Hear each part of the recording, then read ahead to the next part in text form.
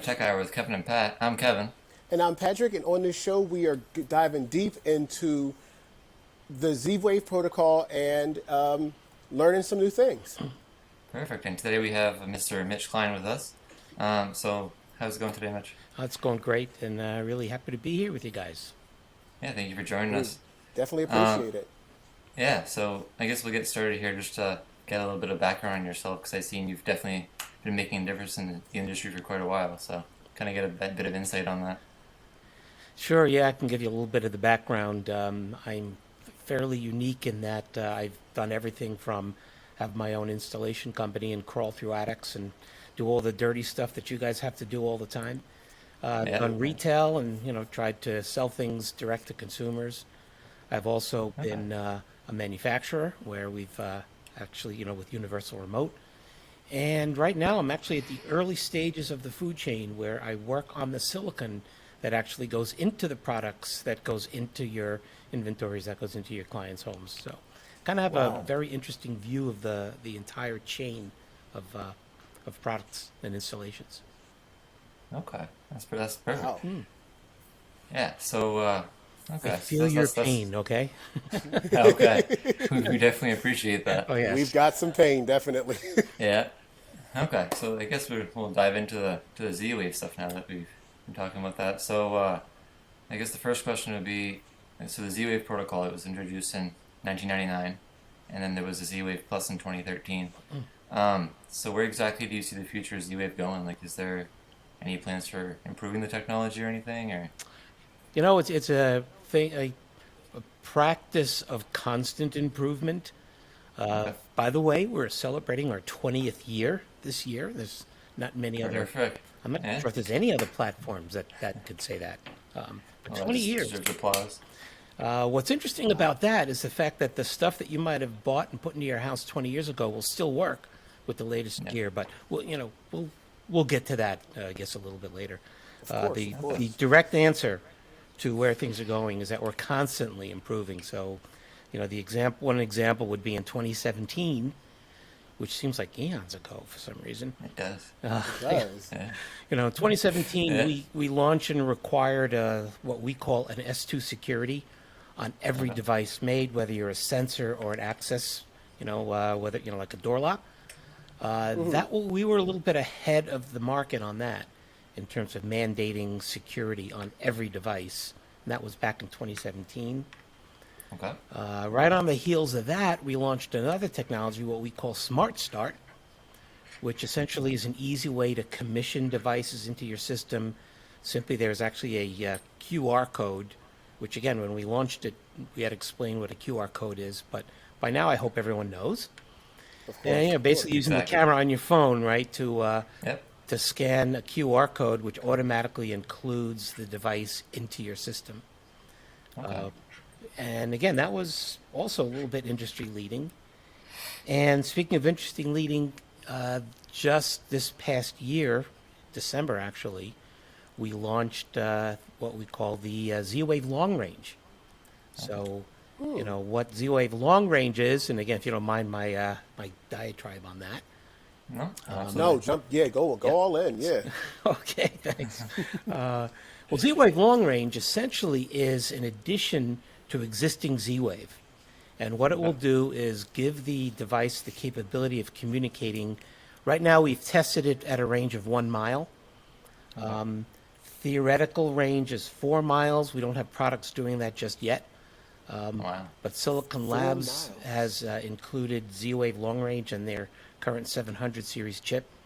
And there are a number of manufacturers working on it. So just to talk a little bit about the long range, the obvious benefit of long range is reaching the end of the house, right? So you got a driveway, you can reach the mailbox or driveway sensor, or a pool house, or a tree house maybe, Exactly. That's kind of the obvious benefit, but the not so obvious benefit is that you can now include up to 4,000 devices on one gateway. Wow. Wow. Okay, Kevin, Wow. this is your challenge. Get me a system with 4,000 devices on it. I might be able to take you to task on that one. Be Yeah, something we work on together. Yeah. right. But for practical purposes, that extended limit is really for kind of MDUs, like a large apartment house or something. Exactly. Where, Right. you're doing multiple Exactly. Like a units. hotel application or something like that. Yeah. Exactly. And Yeah. as always, everything we do has backwards compatibility.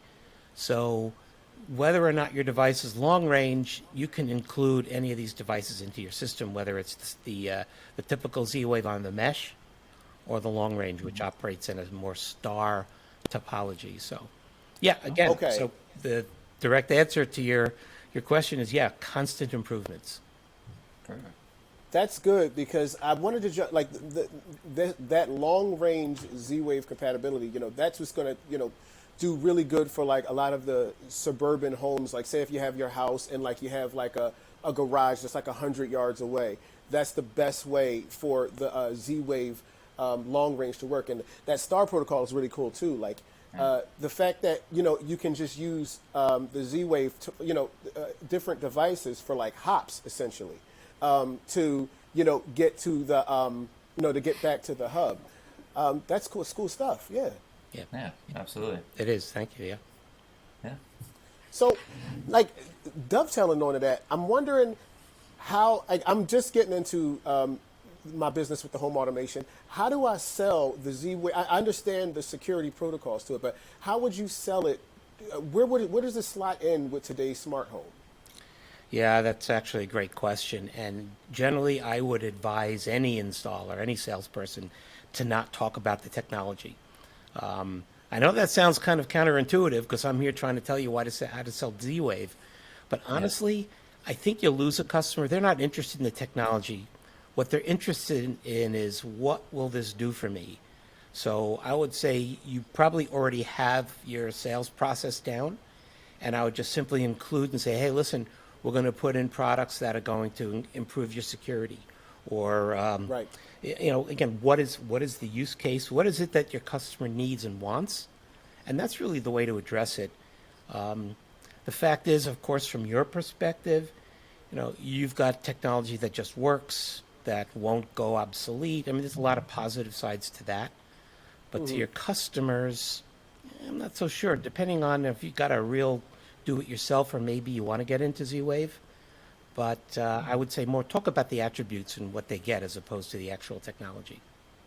I agree, Yes. definitely, because I can see selling it for the person who's more paranoid about smart home protocols, because Z-Wave, it just seems like it's just by its lower bandwidth and it's not on the same frequency as like Wi-Fi 2.4 or Zigbee or anything like that. That it's more secure in that, and that really helps with people who are worried about hacking and stuff like that. Yep. No, you're absolutely right about that. And there has never been a hack of a Z-Wave system. I have to put an asterisk on that, okay?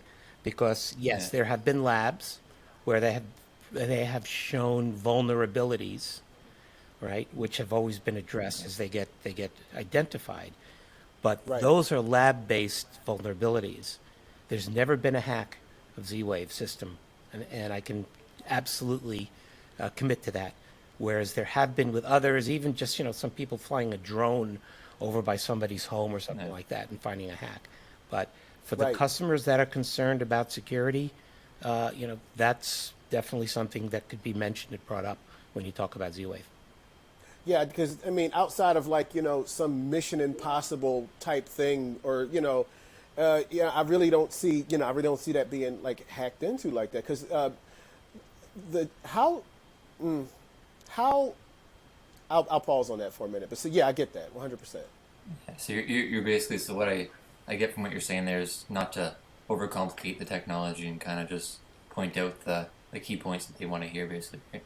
Yeah, I mean, if you've ever sold direct to a customer a single device, you'll watch their eyes glaze over when you talk about technology because they don't care about that. Yeah, Yeah. They don't. exactly. They just care They about what don't. it can do for them, and that's Yeah. the way you need to always. I would always present that when I was in selling systems to my customers. Yep. Okay. Okay, perfect. I like that. And and I guess just to touch on that in another realm, like, with the Z-Wave technology, like, what would be the one standout feature? Like, let's say, like, for example, with Thread, it could be like self-healing or whatnot, or things like that. What would be the one for Z-Wave that you'd say would be the standout feature? Well, we have self-healing mesh. We have, I would have to Ooh, say the outstanding feature is the mandate for interoperability. I mean, obviously Okay. there are a lot more. I can check a lot of boxes on this. Yep. The fact that any device that will utilize the Z-Wave intellectual property must be certified. And in order to pass certification, there's a mandate for interoperability. And why that's valuable, certainly to the integrator, what it means is you guys get choice. You have a choice. Okay. You can Yeah. use right. the products that work best in your application, not locked into certain brands.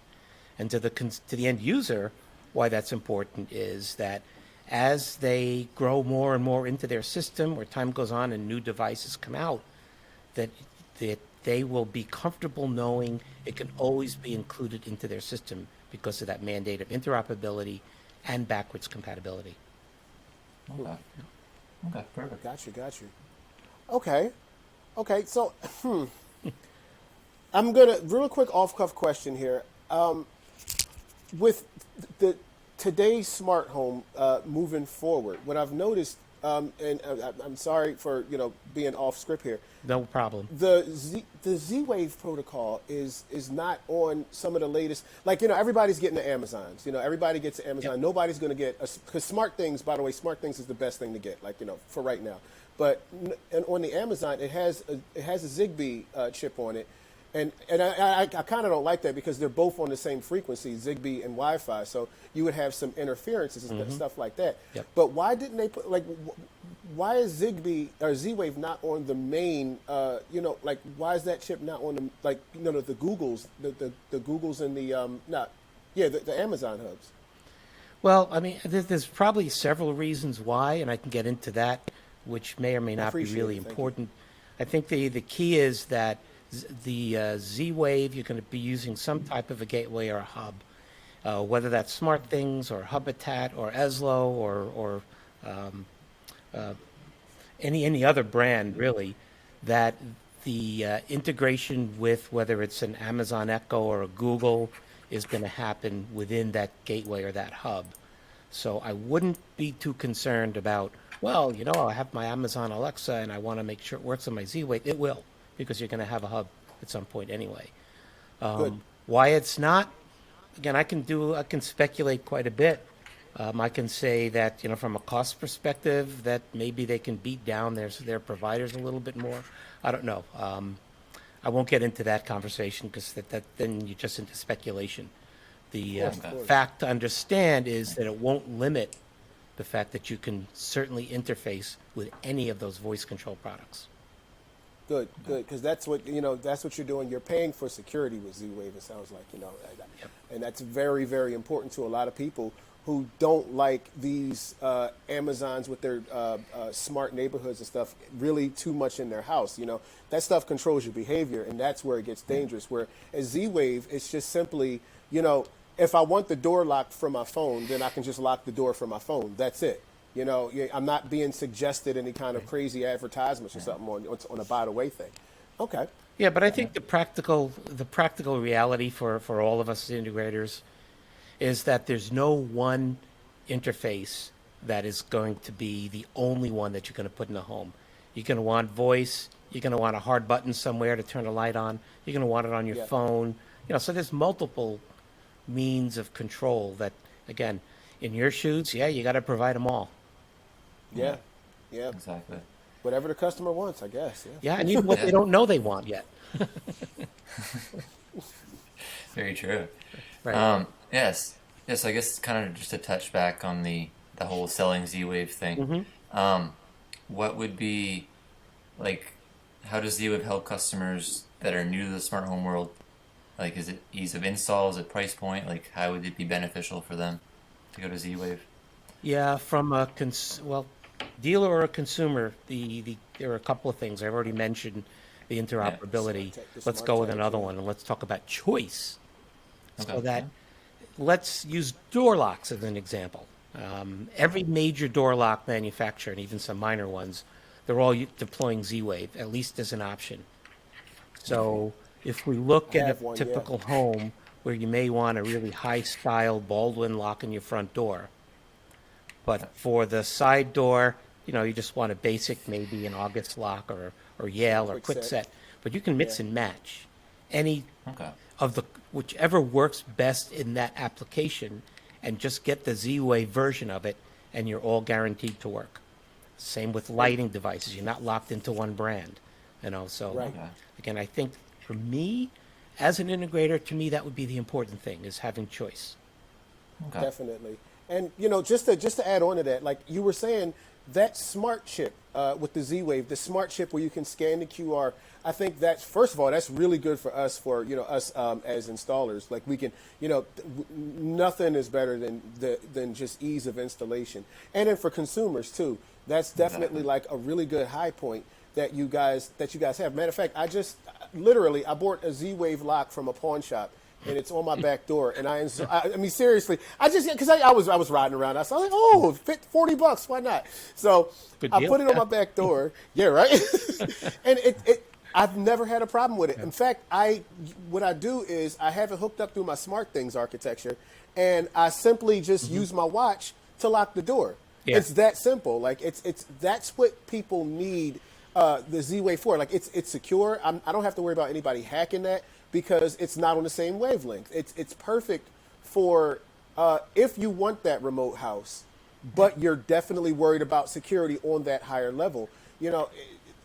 It's kind of a walled garden. I like it. Like I'm sorry, I was just thinking about that. Like, Yeah. Well, you're right about that. I mean, how many times have we been, say, with family members, we've left the house, and then it's like, oh wait, did I lock the back door? Right? exactly. Oh, and Like exactly. Then you have the ability to, of course, do that. right, Would right. double check. Like Yeah. Yeah, perfect. Yeah. So I mean, I guess kind of thinking like future-wise with the whole security thing and everything, like smart home devices are obviously going to become like more of a data gold mine and everything, right? The more they advance, the more they get smarter. Like just right now, like hackers aren't really targeting them, so to speak. But do you think that smart home devices will be like the go-to for hackers in the future? ooh, interesting. Well, we've seen what's happened with the security cameras, right, and the nanny cams. Yeah. The Yeah. fact that the manufacturers left the back door open or Right. didn't Exactly. require the installer or the homeowner to change the password, right? Yeah. Right. Hopefully, we're past that point now. I don't think the direct risk in terms of someone going, "Hey, Kevin, I want to hack the your alarm system so I can come in and steal your laptop or something." At that Exactly. level, probably not. But Right. I think it's important to be secure and locked down anyway. Yeah. One can never, like a denial of service attack, as an example, where they're not going Yeah. after you specifically, but they've locked your house down. Yeah, you can't do Exactly. anything. So, Yeah. security is something that should always be on people's mind, as well Yeah. as privacy, which is a whole other Yeah. topic. Yeah. In terms of the data. Exactly. Yeah, So, exactly. so do you think these devices are going to be, like as I said, like more of like a data gold mine, like holding more of your personal information at some point in time, or One way or another, it's going to be able to get at your personal information. Yeah. yeah, The odd thing is, it doesn't seem as though the general public cares about that. I mean, how much Exactly, you're yeah. willing to give away to Facebook or any of the other social media, it Yeah. just seems that people don't mind. I will Yeah. trade my personal data for a free piece of software, A right? free Yeah. piece of software that controls your behavior. Hmm. It gets to be a little ugly. As they say, like if something's free, you're the product. So Yeah. there's that. Like and going back to Z-Wave and security in its future. A brick is a brick is a brick. If somebody's going to rob your house, somebody's going to rob your house. They're not doing any kind of Yeah. in that. But definitely with the hacking thing. You just have to be aware on all levels, whether it be getting a VPN or whether, changing your password and get one of those softwares to change your password. So those things are, basic, your basic tools for, going into this future of IoT and, protecting yourself in the future, so to speak. Yeah, I've, Yeah. I've had the debate, even actually can go back to a personal experience where, it was very clear that my wife did not like having an Amazon device in the house. She did not want anything listening. You know, it would actually respond to a TV commercial and go, "I'm sorry, I didn't quite get that." We've all experienced it. So, of Yes. course, you know, Yes. the mandate was disconnect it. And then my son comes to me and says, "Well, your phone is always listening." Yeah. And I'm thinking, okay, sure, that's fine. And put that night, I just put the phone on my nightstand. And there was a series of commercials that were running here in the U.S. For Apple and about Siri, and they had Cookie Monster baking cookies. And Cookie Monster says, "Hey Siri, set the oven or set the timer for 15 minutes." And the phone on my nightstand goes, "Timer set for 15 minutes." And I'm thinking, holy crap, Cookie Monster is controlling my house. Cookie Monster Exactly. activated my Siri. Right. So, you know, if you're concerned about something like that, you have to really think it through that it's not just Amazon. Your phone's always on, Exactly. it's always listening. And Absolutely. it's only going to become more convenient, and it's going to be to a point. Even though you mute these smart devices and stuff like that, you're still creating more pain points to the smart device in the first place. Yeah. You know, I don't want to have to go and re-enable my Miss A. I can't say Alexa because the screen will look at me. It's creepy. Anyway, like You I don't realize, want to Pat, have I to can do turn that. off your lights right now. But tell Alexa.